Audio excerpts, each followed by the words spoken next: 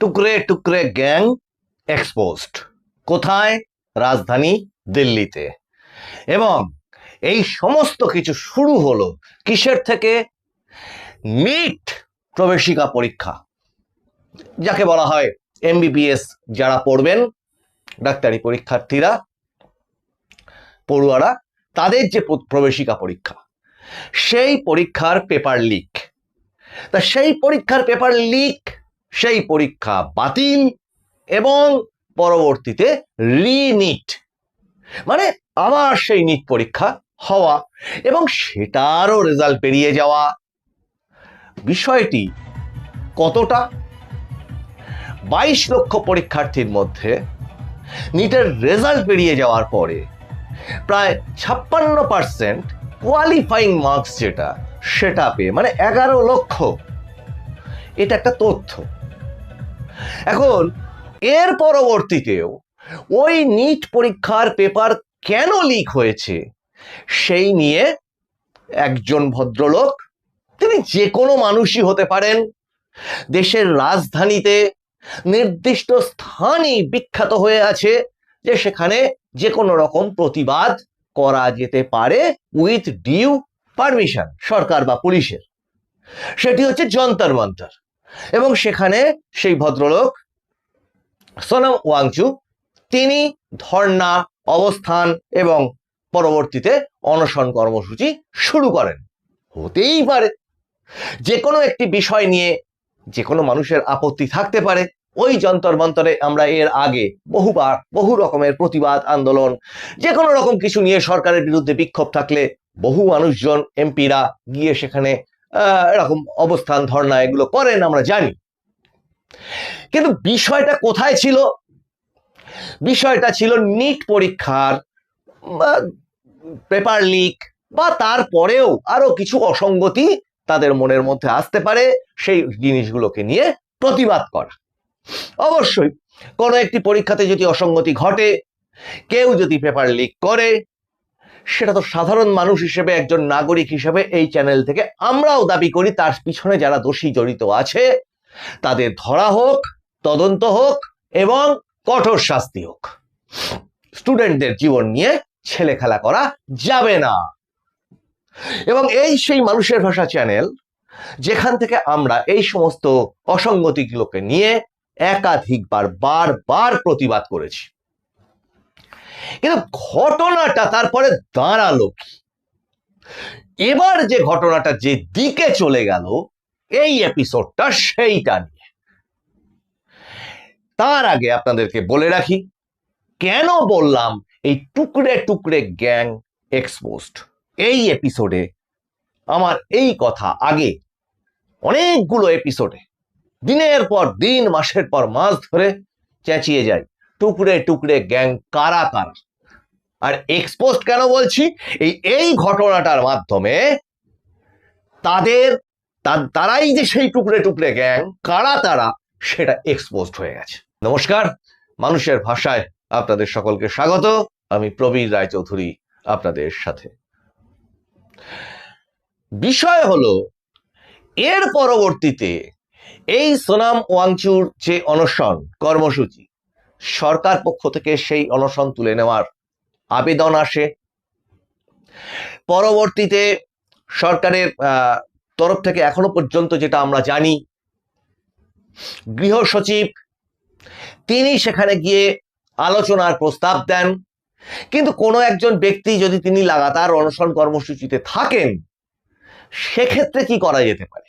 Supreme কোর্টের রায় অনুযায়ী যাতে ওনার কোনো রকম শারীরিক অবস্থার অবনতি না ঘটে, সেটা পুলিশের ওপর নির্দেশ ছিল। এবং পরবর্তীতে যাতে সেরকম পরিস্থিতি তৈরি হলে উপযুক্ত চিকিৎসার ব্যবস্থা করা হয়, সেটাও নির্দেশ ছিল। তাহলে সেই পর্যন্ত ধৈর্য সকলেই দেখিয়েছে সরকার পক্ষ থেকে। কিন্তু এখানে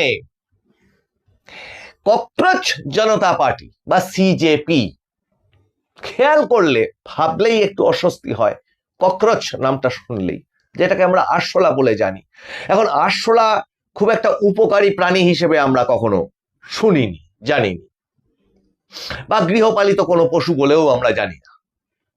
তা যাই হোক, তাদের নাম যাই হোক না কেন, অভিজিৎ দীপক তাদের লিডার।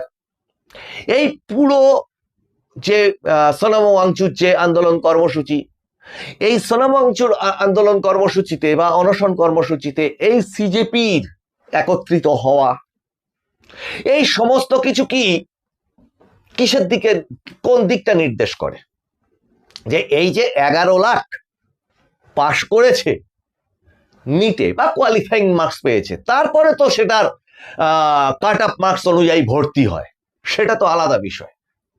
কিন্তু তাহলে ব্যালেন্স যে 10 লাখের মতো পাশ করেনি একটি প্রবেশিকা পরীক্ষায় বা কম্পিটিটিভ এক্সামে, এটা কি তাদের জন্য?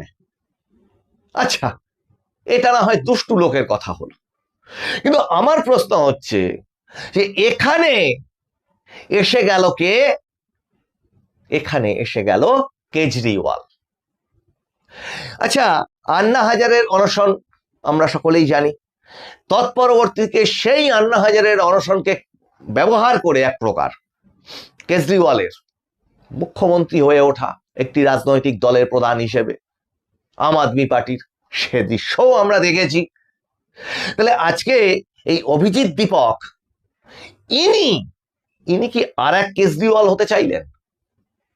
না হলে ভাবলে ব্যাপারটা কেমন কেমন লাগছে যে আন্দোলনটা শুরু হলো নিট পরীক্ষার প্রশ্ন লিক নিয়ে, সেটা রিনিট হয়ে গেল, রিনিট হয়ে যাওয়ার পর আবার সেটার রেজাল্টও বেরিয়ে গেল, ছাত্রছাত্রীরা আনন্দ করলো, ভর্তি প্রসেস শুরু হবে, তখন গিয়ে এই আন্দোলনটা কি প্রয়োজন?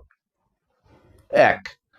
2 নম্বর, অভিজিৎ দীপক তিনি তো অনশন করেননি, তাকে যখন দিল্লি পুলিশ তাকে ধরতে গেল বা অনুসন্ধান করতে গেল বলা ভালো, তাকে পাওয়া গেল কোথা থেকে? একটা হোটেল থেকে, লাক্সারি হোটেল থেকে, এসি থেকে। সেখানে তিনি যখন সোনাম ওয়াংচুকে দিল্লি পুলিশ তুলে নিয়ে চলে গেল, তার শারীরিক নিরাপত্তার জন্য, যদিও পুলিশের বিবৃতি অনুযায়ী আমরা যা জানতে পারছি যে তাকে নিয়ে যাওয়ার কথা, সম্ভবত অসমর্থিত সূত্রে বলছি, যে তাকে নিয়ে যাওয়ার কথা কি সোনাম ওয়াংচু অথবা তার ভিতরকার কোনো লোকই বলেছিলেন যে তার সেই আন্দোলনটা হাইজ্যাক হয়ে যাচ্ছে, বিপথে পরিচালিত হচ্ছে। যাই হোক, সোনাম ওয়াংচুকে তুলে নিয়ে চলে যাওয়া হলো। এর পরবর্তীতে যে দৃশ্য আমরা রাজধানী ভর দেখলাম, সেটা কি ধরনের আন্দোলন হতে পারে? যে আন্দোলনের দৃশ্যগুলো আপনারা স্ক্রিনের উপর দেখতে পাচ্ছেন, সেগুলোকে কোন ধরনের আন্দোলন, এজিটেশন, যা কিছু বলুন বলতে পারা যায়। আচ্ছা, ওই সংসদ ভবনের ওপরে ভয়াবহ আক্রমণের জন্য আফজাল গুরু দোষী সাব্যস্ত হয়ে ফাঁসি হয়েছিল। এরা ওই সংসদ ভবনকে টার্গেট করেনি তো? না হলে এই কংগ্রেসের ভিতরে ঢুকে পড়া তৎপরবর্তীতে, আর এই কংগ্রেসকে যার থেকে পরবর্তীকালে ভেঙে ভেঙে টুকরো টুকরো হয়ে অসংখ্য আঞ্চলিক দলগুলো সৃষ্টি হয়েছে। সেই আঞ্চলিক দলগুলোর মধ্যে তৃণমূল কংগ্রেসও পড়ে, ওদিকে সমাজবাদী পার্টি বলুন, আরজেডি বলুন, যা কিছু বলুন, অখণ্ড কংগ্রেস থেকে ভেঙে চুরেই তো ইতিহাস তাই বলে এদের অস্তিত্ব তৈরি। আর ইউপিএ আজকে ওখানে দুর্নীতির বিরুদ্ধে প্রতিবাদ করতে গেছে রাহুল গান্ধী সহ এই টুকরে টুকরে গ্যাংয়ের কারা কারা, অখিলেশ যাদব, তারপরে এর পরবর্তীতে কেজরিওয়াল প্রথম এসেছিলেন। আর এদিক থেকে মমতা বন্দ্যোপাধ্যায় বলেছেন ওই ককরোচ জনতা পার্টি, তাদের সঙ্গে তিনিও থাকবেন। দরকার হলে ককরোচের প্রোগ্রামে আমি নিজেও যাব, কারণ আমাদের সমর্থন প্রথম থেকেই ছিল, আছে এবং থাকবে। এরপরে বিহারে তেজস্বী যাদব, ওদিকে আগে কি হতো, এই সমস্ত তো ইউপিএ গভর্নমেন্টেরই সমস্ত এক একটা অংশ। তা সেই ইউপিএ সরকার ঠিক কতটা দুর্নীতি করেছিল? আজকে এই দুর্নীতির বিরুদ্ধে প্রতিবাদ করতে যারা ওখানে সংগঠিত হয়েছে বলে আন্দোলন করছে, আর এই সারা দিল্লি জুড়ে এই ধরনের অরাজক পরিস্থিতি তৈরি করবার চেষ্টা করছে, এর পিছনে কি বিদেশি শক্তির কোনো মদত আছে? যারা মনে করছে যে আমাদের ভারতবর্ষটা বোধহয় নেপাল, আমাদের ভারতবর্ষটা বোধহয় শ্রীলঙ্কা, আমাদের ভারতবর্ষটা বোধহয় বাংলাদেশ, সে ভাবনা তো বড্ড ভুল। তার কারণ এর পরবর্তীতে খেয়াল করে দেখুন যে এই যারা যারা এইটাতে অংশ নিল তাদের দুর্নীতির পরিমাণটা ঠিক কত। 12 लाख करोड़ के घपले घोटाले भ्रष्टाचार यूपीए के नाम पर चढ़े हैं। बेफोर्स घोटाला किसने किया? यूपीए ने किया। 2G स्पेक्ट्रम किसने किया? यूपीए ने। सत्यम घोटाला किसने किया? यूपीए। कॉमनवेल्थ घोटाला किसने किया? यूपीए। कोयला घोटाला किसने किया? यूपीए ने। टाटा ट्रक घोटाला किसने किया? यूपीए ने। नोट के बदले नोट का घोटाला किसने किया? यूपीए। आदर्श घोटाला किसने किया? यूपीए ने। नेशनल हेराल्ड का घोटाला किसने किया? यूपीए ने। वाड्रा का डीएलएफ घोटाला किसने किया? यूपीए ने। चारा घोटाला किसने किया? खाद्य सुरक्षा बिल का घोटाला किसने किया? गाजियाबाद प्रोविडेंट फंड घोटाला किसने किया? हर्षद मेहता शेयर बाजार का घोटाला किसने किया? हसन अली का हवाला घोटाला किसने किया? आईपीएल का घोटाला किसने किया? एलआईसी हाउसिंग का घोटाला किसने किया? मधु कोड़ा घोटाला किसने किया? फायर प्रॉन सबमरीन घोटाला किसने किया? और कांग्रेस अध्यक्ष की यात्रा का भी घोटाला किसने किया? আর ওখানে গেছেন কে? অখিলেশ যাদব, যিনি নিজে উত্তরপ্রদেশে বালি কেলেঙ্কারিতে, মাইনিং কেলেঙ্কারিতে বিশাল বড়ভাবে তার গভর্নমেন্ট ফেসে গেছিল। তার গভর্নমেন্টও নেই। খেয়াল করে দেখুন, এরা কিন্তু কোনো রাজ্যে এই মুহূর্তে ক্ষমতায় নেই, মানুষের দ্বারা পরিত্যক্ত, বর্জিত। আর যিনি বলছেন তার সাপোর্ট এক্সটেন্ড করছেন যে তিনিও সাপোর্ট দেবেন, যিনি নিজের বুথে জিততে পারেন না, মাননীয় মুখ্যমন্ত্রী শুভেন্দু অধিকারীর সঙ্গে ভোটে 3 লড়ে 3 জায়গায় হেরেছেন, তিনি নিজের বুথে জিততে পারেন না, নিজের ওয়ার্ডে 4টে বুথে হেরে যান। আচ্ছা, সেটাও না হয় হলো, তার দলটা বলেই আর কিছু নেই সেই মমতা বন্দ্যোপাধ্যায়। এবার যদি তার দুর্নীতির কথা ওঠে, তাও আবার শিক্ষা নিয়ে, যেখানে নিয়োগ দুর্নীতি পাহাড়, বিশাল বড় হিমালয় পাহাড় হয়ে আজকে বসে আছে, যে নিয়োগ দুর্নীতির ওপরটা কত নিচেটা কত কেউ কিছু মানে কুল কিনারা খুঁজে পাওয়ার মতো না। যেখানে শিক্ষক নিয়োগ দুর্নীতি করে পুরো শিক্ষা সিস্টেমটাকে ধ্বংস করে দিয়েছেন, 50,000-এর মতো স্কুল যার আমলে বন্ধ হয়ে গেছে, যার আমলে বালি, কয়লা, এমনকি গাছের শিকড়টা পর্যন্ত বোধহয় চুরি করে খেয়ে নিয়েছে তার দলের লোকজন। সেই দুর্নীতি মানে পরায়ণ যে সরকার, তার যে লিডার, প্রাক্তন মুখ্যমন্ত্রী, প্রাক্তন করে দিয়েছে পশ্চিমবঙ্গের মানুষ, সেই মমতা বন্দ্যোপাধ্যায় তিনি নাকি আবার ওখানে সাপোর্ট করতে যাবেন। তাহলে সমস্তটা মিলে তাহলে কি দাঁড়ালো? সমস্তটা মিলে এটা দাঁড়ালো না যে ছিল নিট পরীক্ষার একটা প্রতিবাদ যে কোনো একজন মানুষ করবে, আর এখন এসে দাঁড়ালো কি? যেখান থেকে উঠে আসছে কাশ্মীর মাঙ্গে আজাদি বলে স্লোগান, যেখান থেকে উঠে আসছে 370 ধারা আবার ফিরিয়ে আনো, যেখান থেকে উঠে আসছে এই স্লোগান যে ভারত মাতা তো হলো, ভারতের বাপটাকে খুঁজে আন, এসএফআই লিডার বলছে সেখানে দাঁড়িয়ে, যেখান থেকে উঠে আসছে যে একটি গাড়িতে কিভাবে দেশলাই ঠুকে জেলে দেওয়া যাবে, এই যাদের পরিকল্পনা, যেখানে ছাইয়া ছাইয়া গানের তালে তালে নাচ হয় যে সভাতে, যেখানে হিন্দু দেবদেবীর ছবি নিয়ে তাকে বিকৃত ভাষায় কথা বলা হয়, সেইটার নাম হচ্ছে সাধারণ প্রতিবাদ। তাহলে মিলল শুধু দর্শকবৃন্দ, টুকরে টুকরে গ্যাং দেশকে টুকরো করবার পরিকল্পনা ঠিক কাদের, এবং টাইমিংটা খুব ইম্পর্টেন্ট।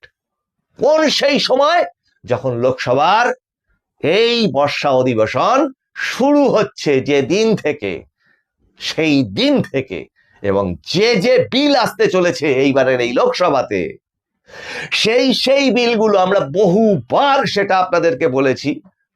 সেই বিলগুলোর মধ্যে কি কি পড়ে? এক দেশ এক নির্বাচন, নারী সংরক্ষণ বিলকে বিরোধিতা করে সমাজচ্যুত হয়ে গেছে বলতে গেলে এই দলগুলো, সেই বিল, ডিলিমিটেশন বিল সহ আরো FCRA, বিদেশি মানে সাহায্য, বিদেশি অনুদান, তার রেগুলেটরি অ্যামেন্ডমেন্ট, এই সমস্ত বিলগুলো এই টুকরে টুকরে গ্যাং, দেশ বিরোধী গ্যাংয়ের ইকোসিস্টেমটার শিকড়টাকে, ভিতটাকে নাড়িয়ে দিয়েছে। তাহলে তৈরি করবার আর শেষ রাস্তা কি? অরাজকতা। শুধু দর্শকবৃন্দ, এই এপিসোডগুলো আপনাদের ভালো লাগলে আপনারা লাইক, শেয়ার, কমেন্ট করুন, সাবস্ক্রাইব করুন। আপনারা কমেন্টে লিখুন আপনাদের মতামত, রাষ্ট্রবাদকে সমর্থন করুন। আপনাদের সঙ্গে আবার দেখা হবে সামনের এপিসোডে। আপনারা নজর রাখুন মানুষের ভাষার পর্দায়, কারণ মানুষের ভাষা সবার মনের কথা বলে। বন্দে মাতরম। নমস্কার।